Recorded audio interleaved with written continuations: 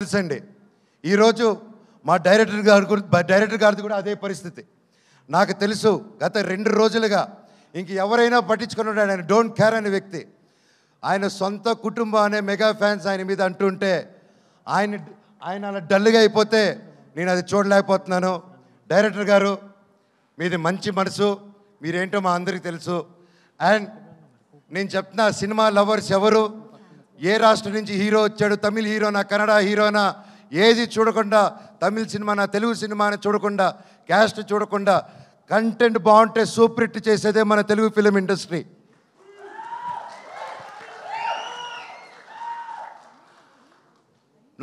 మన మెగా అభిమానులు కూడా, మెగాస్టార్ల అభిమానులు కూడా, మీరు కూడా వీర సినిమా లవర్సు. మీరు ఎంత పెద్ద పిల్లరో ఒక సినిమా ఇండస్ట్రీకి అందరికీ తెలుసు.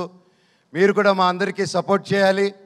ఒకవేళ ఆ పోస్టు పెట్టారో లేదో, అప్పుడు హ్యాక్ అయిందో, ఇదంతా మీకు డిస్టర్బెన్స్ కలిగినందుకు మా టీం అందరూ తరపున నేను వాళ్ళకి ఒక బ్రదర్గా, అన్నగా, తమ్ముడుగా, మీలో ఒకడుగా మీ అందరికీ క్షమాపణ కోరుతున్నాను.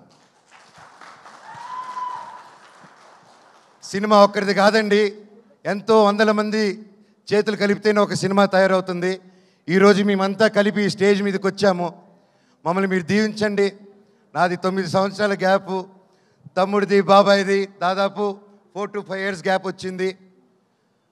ఎంతో ఆశతో, ఎంతో ప్రేమతో నేను, మా కుటుంబాలు, ప్రతి ఒక్కరూ ఈ సినిమా గొప్ప విజయం అవ్వాలని 1000 కళ్ళతో ఎదురు చూస్తున్నాం.